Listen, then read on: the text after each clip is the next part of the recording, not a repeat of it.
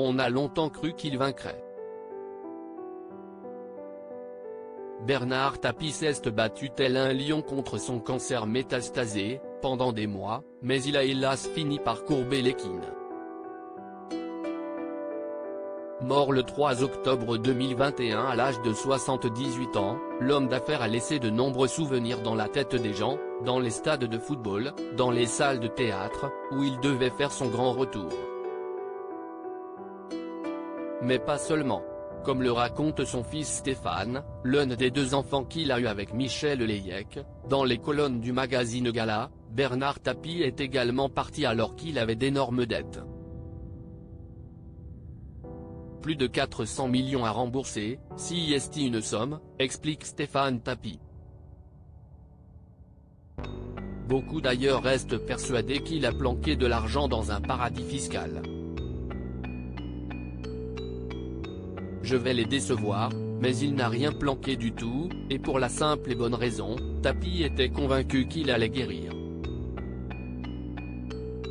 Tapie n'était pas dans la transmission, il n'était pas un bâtisseur d'empire, comme l'ont été Marcel Dassault ou Marcel Boussac.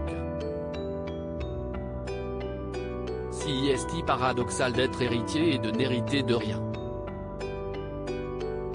Sauf qu'en ce qui me concerne, je m'en moque complètement.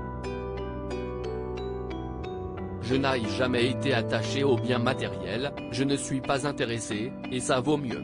Mes frères et sœurs ont eu raison de refuser l'héritage. Bernard Tapie a eu 4 enfants au total. Nathalie et Stéphane avec Michel Layec, puis Sophie et Laurent avec Dominique, sa veuve.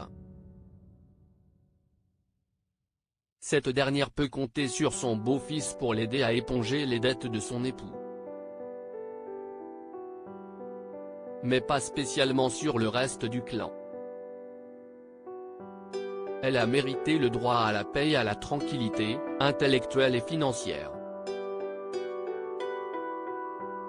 Si mes frères et sœurs ont eu raison de refuser l'héritage, j'ai, pour ma part, demandé un inventaire car il est hors de question qu'elle pâtisse de tout ça, seule, précise Stéphane Tapie.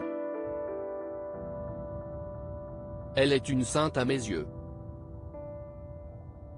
La légende de la marâtre maléfique n'appartient, donc, qu'au conte de fées de nos enfances. Retrouvez l'interview intégrale de Stéphane Tapie dans le magazine Gala N° 1543 du 5 janvier 2023.